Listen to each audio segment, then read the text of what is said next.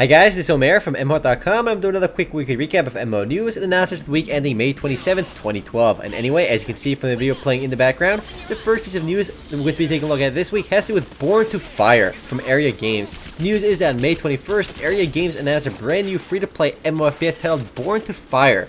I guess Born to Shoot, I guess. The game is set in a post-Cold War era with an emphasis on character-driven gameplay. The game features 5 playable classes: the Duelist, the Heavy Hitter, the Rifleman, the Warded, and the Ranger. Each character has their own set of customizable weapons, and the fact that the game is class-based does kind of differentiate it from the dozens of other tactical shooters out there. Closed beta registrations for the game are already open as well. But actually, based on the video in the background, I'm almost certain this is the same exact game as Blackshot, which used to be published by Outspark a long time ago, and that guy with the shield looks mega OP. But yeah, so the game itself isn't exactly new, so I guess it is relaunching. It is an older game though. But hey, it's and it actually might not even be Blackshot. It's definitely an older FPS game though, because I remember in this trailer the jiggly boobs at the beginning reminded me of it. And yeah, it's the same exact game that was out a while ago. It's called Born to Fire now apparently, and it is relaunching through Area Games. Next up, on May 22nd, Sony Online Entertainment announced a brand new MMO, also a free-to-play MMOFPS game, actually, and the game is titled Bullet Run, and it's the first free-to-play game from Sony Online Entertainment in quite a while. The game used to be called He Done, actually, but Sony's publishing it as Bullet Run, so it is the same exact game. Now, the game is set in the future where players battle in a reality TV game show, and I guess that makes the setting of the game a bit different from all the tactical shooters we're used to, but it's not entirely original because Super Monday Night Combat also has that same exact game show setting, and Sony has already labeled the game a AAA MMO, but nowadays everyone is calling their game AAA, so it doesn't really mean anything. And no official closed beta for the game has been announced. All we know is that it'll be launching sometime this summer.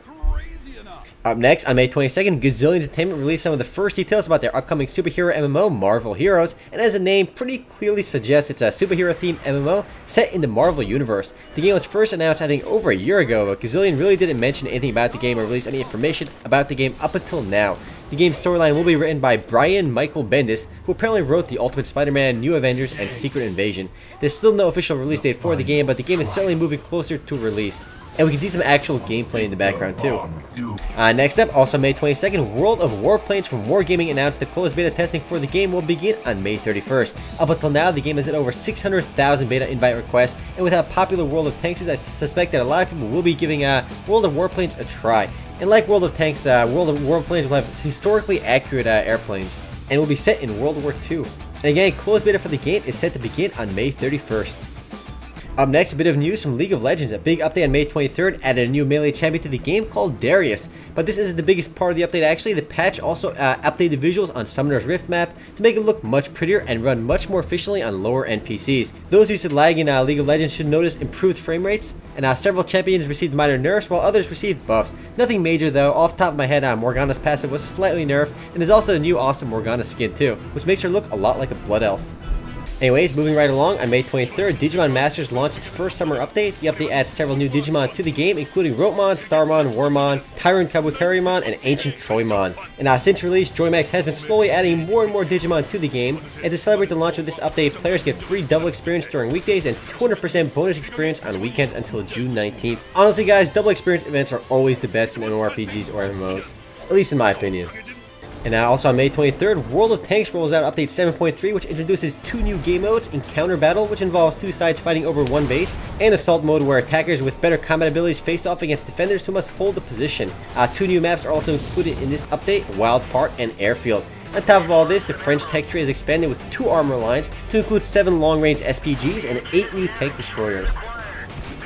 Next up, a small bit of news from Brawlbusters on May 24th. The news is that Rocketbow launched the Big Brawl in Little China update for Brawlbusters, which adds the new Chinatown map and updates weapon customization to allow players to add their favorite action attacks to their weapons. It's not a huge update, but I do like how Rocketbow releases a specific video for each of their updates and has nice little creative names for them. And you can actually see the new map in the video in the background too. The next and last bit of news is that T3 Fun launched an update for Mythos Global, which raised the game's level cap to 60, introduces the Fog Island area to the game, which includes 3 new zones, and adds 23 new dungeons to the game. The game used to be published through Frogster, but they quickly shut the game down, actually very quickly, and it's now being published globally through T3 Fun. And anyway guys, that's it for MMO news announcements this week ending May 27th, 2012. Nothing on the radar for games coming soon or recently launched actually. Now if you want to read about or learn more about any of the news mentioned in this video, simply head on over to MMOHut.com/news, and if you want to discuss anything in this video, simply head on over to MMOHut.com/forums. Anyway guys, this is Omer, signing off.